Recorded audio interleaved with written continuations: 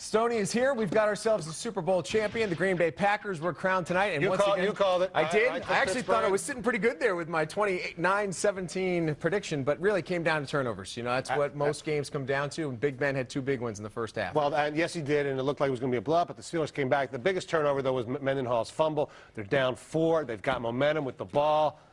And, you know, Matthews and Pickett make the good play. Mendenhall fumbles, and that changed the whole football game around. What I liked about this game is how Pittsburgh did rally. They got themselves into the end zone to make it 21-10. Then they have the long break. And unlike so many other games, that long break at the Super Bowl really does clean the slate as the second half starts. And they get in the end zone again. You're thinking, wow, they got all the momentum. So you're right on the money there with that lost fumble by Mendenhall. Plus, Black Eyed Peas weren't as good as, you know, Prince and Springsteen and some of the others either. The Who, and what's Fergie doing singing Axl Rose? Certainly wasn't the best impersonation there. How about the commercial, though? Come on, the commercial that this Eminem whole for Chrysler? city was buzzing about It was for great. half an hour. I hope it gets all the buzz nationally that it is here. Not that they care about us anywhere else, but it was great. It was very cool. What do you think about the Packers, the route they took, the fact that the Lions beat them, a 6th seed, first time the NFC sent a 6th seed all the way to the title, overcoming adversity even today, losing another key component in Woodson and Driver as well?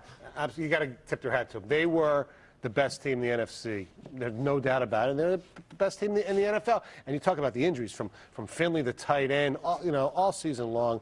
You know, congratulations to the Packers. They did a great job. I thought Pittsburgh was going to beat them, but as far as how it affects the Lions, you know, Lions did beat them, so you got to feel good about yourself if you're a Lion fan. But they're still a lot better than the Lions, and a lot deeper is where they really are. Aaron Rodgers showed a lot tonight. 3 touchdowns, no interceptions, and now he has something Brett Favre doesn't, and that is a Super Bowl MVP. A very, very inspiring performance. Well, this you mentioned Brett Favre. I'm sure there's a lot of Packers and Packer fans saying, you know what, the Brett Favre, you know, obviously the Packers made the right decision. It doesn't take away from Brett Favre's career, and Aaron Rodgers is just 27 years old, so we have to put up with him as a Lion fan for a long, long time. We'll be dealing with him. Let's turn the page and talk a little bit about this circus in Auburn Hills. And I don't even know what to say about Rip Hamilton because it's unlike anything I've ever seen before in sports.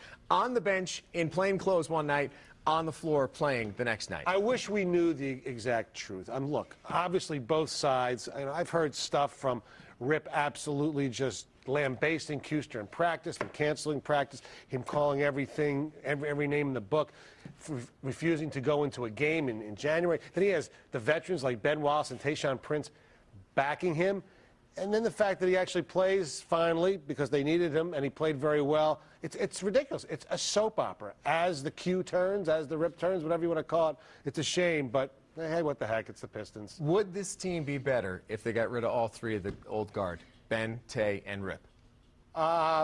Short term, no. Long term, absolutely. I mean, Tay's been very good all year. Ben, who cares, really? I mean, he's not what he even was last year.